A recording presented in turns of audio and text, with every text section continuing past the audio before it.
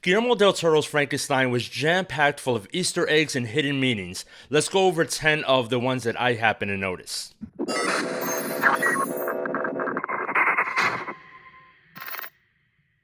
Starting off with number 10 is going to be the inside of Victor Frankenstein's lab. Inside Victor's lab, almost everything is circular. The staircase, the skylight, even the ironwork. Del Toro's production team confirmed that this was intentional. The circle represents the endless cycle of life and death. Creation feeding destruction, destruction birthing creation. The lab itself becomes a warning. Victor is literally working inside of a symbol of his own downfall. Number 9 is the cross-shaped gurney. During the creature's awakening, look at the gurney's shape. It forms a perfect cross. This transforms the scene from science to sacrilege. The creature lies in this crucified figure brought to life only to suffer for his master's sins. Del Toro flips the roles. Victor is the false god, and the creation becomes the martyr. Number 8 is going to be Elizabeth's dress. Elizabeth's wedding gown isn't just period design, it's a tribute. The fabric's wrappings, the bandaged sleeves are all modeled after the Bride of Frankenstein's iconic costume. But instead of resurrection, this time it represents repression. Every generation trying to wrap its horrors to hide in the scars of its own past. Number 7 is the windmills and Gothic architecture. In the background of several shots, you could spot the burnt out windmills and the Gothic towers. And this was to represent the ghostly callbacks to Universal's 1931 Frankenstein. These aren't just Easter eggs, they're cinematic fossils. Del Toro's building his film on the bones of the ones that came before. Number 6 is definitely more of a fun Easter egg. At one point, Victor comments, "The scale will make the work easier." It's a sly wink to Mel Brooks' Young Frankenstein, where the size of the brain becomes the punchline. Del Toro slips this in as a quiet acknowledgement that he knows all versions of this myth, serious or parody. It's his way of saying, I see the humor in the horror. Number 5 is when Frankenstein gets shot just above the eye. When the creature is shot just above the eye and he brings the hand up to the wound, it's a direct homage to The Curse of Frankenstein from 1957. Christopher Lee's monster was injured in the exact same way. It's Del Toro's salute to Hammer horror, where blood, color, and the human pain define the genre. Number 4 is the watery awakening scene. Forget the lightning bolts.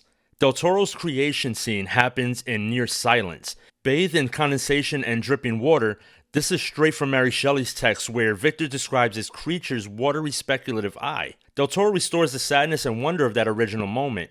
It's not the monster's birth, it's the tragedy of the creation. Number 3 is something I'm going to call the red motif. Red is almost completely absent from the film's cold palette, except for Victor and his mother.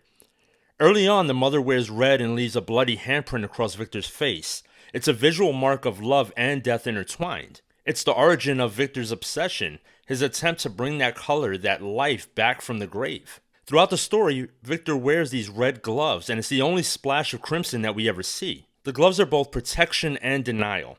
He's literally keeping his hands clean while handling death.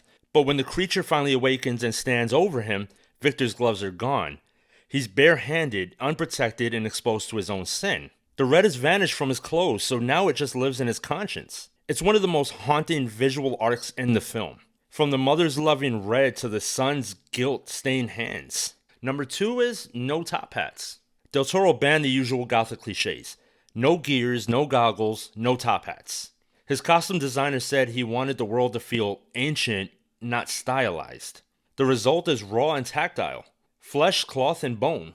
The creature's look is haunting because it feels unfinished, like it's the first draft of himself. And then finally at number 1 is going to be all of the hidden names from the original Mary Shelley's Frankenstein novelization. If you listen closely, Victor mentions names like Kremp, Waldman, and Pretorius. Each one is a reference to the novel, to the Bride of Frankenstein, and to Universal lore. And these aren't random Easter eggs either. Del Toro's creating a web of continuity that connects literature, classic cinema, and its own Gothic storytelling. And if you listen really close, Hollander actually mentions the name Prometheus, and this is a callback to Mary Shelley's original title for the book, Frankenstein, or the modern-day Prometheus. Alright, so that's it guys. Those are the top 10 that I happened to notice on my first watch through of the film. I do plan to rewatch this over and over. I love the movie that much.